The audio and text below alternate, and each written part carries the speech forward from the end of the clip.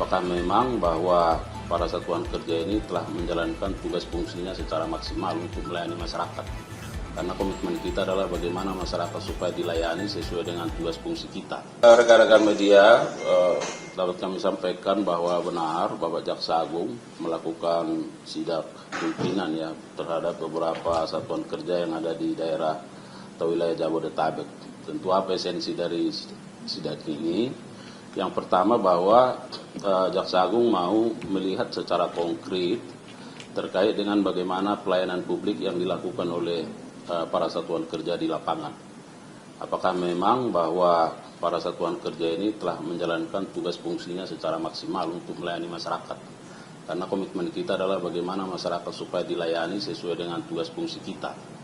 Nah, yang kedua bahwa Jaksa Agung juga mau memastikan bahwa dari sisi pengamanan para satker-satker terus berkoordinasi dengan pihak-pihak terkait, apakah dengan pihak Polri maupun TNI, dalam suasana perlunya intensitas yang harus diberikan kepada para jaksa maupun keluarganya, ya, karena kita tahu bahwa ada beberapa kasus yang sedang terjadi, katakanlah penganiayaan yang dilakukan terhadap para jaksa maupun tata usaha. Jadi ini menjadi satu warning bagi kita untuk melakukan kewaspadaan dalam menjalankan tugas fungsi. Oleh karenanya beliau tadi menyatakan supaya segera melakukan koordinasi sebagai derivasi dari perpres yang sudah ada terhadap instansi terkait dalam rangka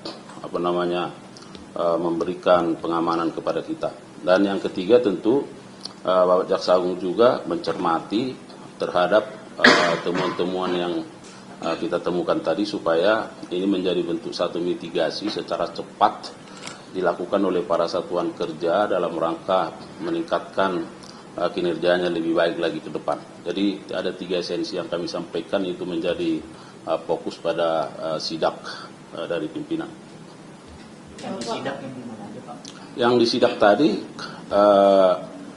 kemarin itu di Jakarta Selatan, Kejari Jakarta Selatan, tadi di Kejari Jakarta Tangerang Kota, kemudian Tangerang Selatan, dan di Kabupaten Tangerang.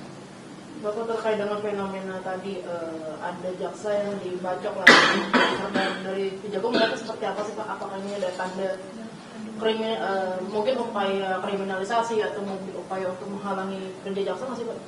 Yang pasti inilah bukti yang selalu kami sampaikan terkait pentingnya kehadiran negara dalam memberikan keamanan dan kenyamanan bagi jaksa dalam menjalankan tugasnya. Ini bukti khususnya kepada publik dan media bahwa memang jaksa berhadapan dengan katakanlah ancaman atau gangguan dalam rangka menjalankan tugas fungsinya. Dan ini sudah terjadi berdekatan waktunya, ya.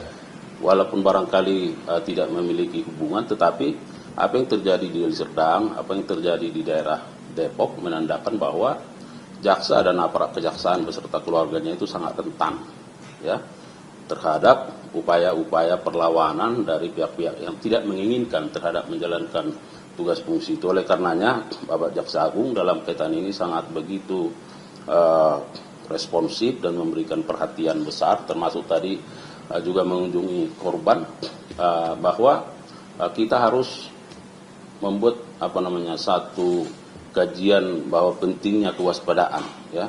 Kemudian ada aksi nyata yang bisa kita kerjakan bersama-sama dengan pihak terkait, apakah TNI Polri, untuk terus memberikan perbantuan keamanan itu. Dan yang ketiga tentu kita juga berharap bahwa atas peristiwa ini kita mengharapkan bahwa para pelaku, ya, bahwa para pelaku itu secepatnya bisa diungkap. Memang di Deli Serdang kan pelakunya sudah ditangkap, kalau tidak salah ada 2 orang, tetapi belum menyentuh esensi dari penanganan perkara itu sendiri, karena kita tahu ada kaitannya dengan penanganan perkara di sana, ya. Oleh karenanya kita mengharapkan bahwa segeralah menyerahkan diri, menjalankan aturan hukum, karena sesungguhnya kami hanya menjalankan tugas fungsi sesuai undang-undang, sesuai aturan, ya. Jadi bukan karena ada keinginan, arogansi misalnya. Nah, kalau misalnya ada hal-hal yang menurut publik kurang pas dalam menjalankan aturan undang-undang itu, saya kira ada saluran-saluran yang bisa digunakan untuk menjadi cerminan bagi kami melakukan introspeksi dan perbaikan. Tetapi jangan dengan cara-cara yang seperti ini. Saya kira tidak baik dan kita sangat menyesalkan.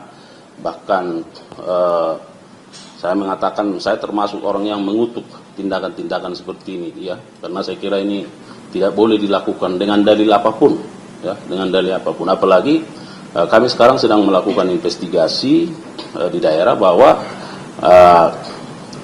jaksa yang dianiaya ini sesungguhnya tidak ada menjalankan penanganan perkara terhadap pelaku yang melakukan pembacokan itu, ya.